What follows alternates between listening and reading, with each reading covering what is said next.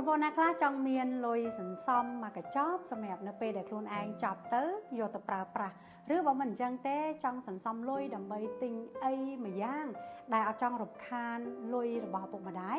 វីដេអូនេះគឺស័ក្តិសមជាមួយបងប្អូនបំផុតអញ្ចឹងកលឹះទាំង6នេះនឹងជួយឲ្យបងប្អូនអាចធ្វើការសន្សំលុយបានបើទោះជាបងប្អូនរៀននៅបឋមសិក្សារៀននៅវិទ្យាល័យឬក៏រៀននៅសាកលវិទ្យាល័យក៏ដោយកលឹះទី1គឺបងប្អូនត្រូវកំណត់គោលដៅនៃការសន្សំជាមុនសិនធម្មតាធ្វើអីក៏ដោយត្រូវតែមានគោលដៅបើសិនជាបងប្អូនធ្វើការសន្សំលុយតែបងប្អូនអត់ដឹងថាតើសន្សំដើម្បីអីនោះវាធ្វើទៅអត់កើតទេអញ្ចឹងបងប្អូនត្រូវតែដឹងសិនថាតើខ្លួនឯងសន្សំលុយដើម្បីអ្វីចំនួនប៉ុណ្ណារយៈពេលប៉ុណ្ណាពីព្រោះដើម្បីឲ្យពួកយើងអាចកណនាបានថាលទ្ធភាពដែលយើងធ្វើទៅរួចប៉ុណ្ណាហើយអ្វីដែលយើងចង់បាននោះយើងត្រូវសន្សំរយៈពេលប៉ុណ្ណាអញ្ចឹងត្រូវតែកំណត់ឲ្យបានច្បាស់លាស់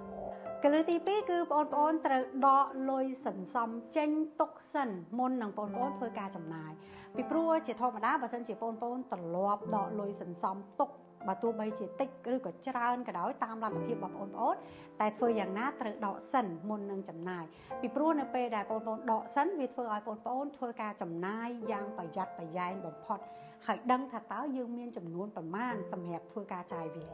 ឯចំណែកកលឹះទី3គឺបងប្អូនធ្វើការបែងចែកលុយទៅតាមថ្ងៃសម្រាប់ចាយឧទាហរណ៍ជាក់ស្ដែងដូចជាបងប្អូនត្រូវចាយលុយមួយថ្ងៃប្រមាណ 5,000 10000 20000អញ្ចឹងកំណត់ដោយយកត្រឹមតែចំនួនលុយដែលខ្លួនឯងកំណត់ហ្នឹងទៅបានហើយពីព្រោះវាគឺជាមធ្យោបាយមួយដែលជួយកាត់បន្ថយការចាយខ្ជះខ្ជាយរបស់បងប្អូនហើយលើសពីហ្នឹងទៅទៀតវាជួយឲ្យបងប្អូនហ្នឹងញែកបានយ៉ាងច្បាស់ពីតម្រូវការពិតប្រាកដនិងតម្រូវការមិនពិតប្រាកដកលឹះទី4គឺបងប្អូនត្រូវធ្វើការកត់ត្រានៅចំណាយចំណូលរបស់ខ្លួនតែពិតសម័យនេះយើងមានរបៀបនៅក្នុងការកត់ត្រានៅចំណាយចំណូលរបស់ខ្លួនបានយ៉ាងស្រួលមិនថាប្រើបច្ចេកវិទ្យាឬក៏ពេលខ្លះសរសេរដោយដៃក៏បានដែរប៉ុន្តែត្រូវធ្វើការកត់រាល់ចំណូលដែលខ្លួនទទួលបាននិងរាល់ចំណាយដែលចេញទៅវិញពីព្រោះយើងដឹងច្បាស់ថាតើ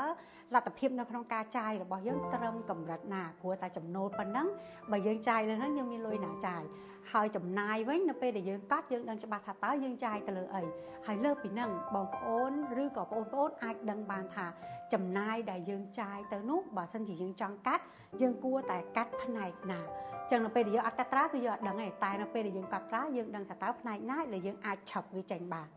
កលឹះទី5នោះគឺបងប្អូនអាចប្រើសិទ្ធិខ្លួនឯងជានិស្សិតឬក៏ជាសិស្សប្រទេសណាក៏ដូចជាប្រទេសណាដែរនៅពេលដែលយើងជាសិស្សឬក៏ជានិស្សិតរាល់ការប្រើសេវាកម្មមួយចំនួនឬក៏រាល់ការទិញផលិតផលមួយចំនួនគេមានការ discount គេមានការបញ្ចុះតម្លៃ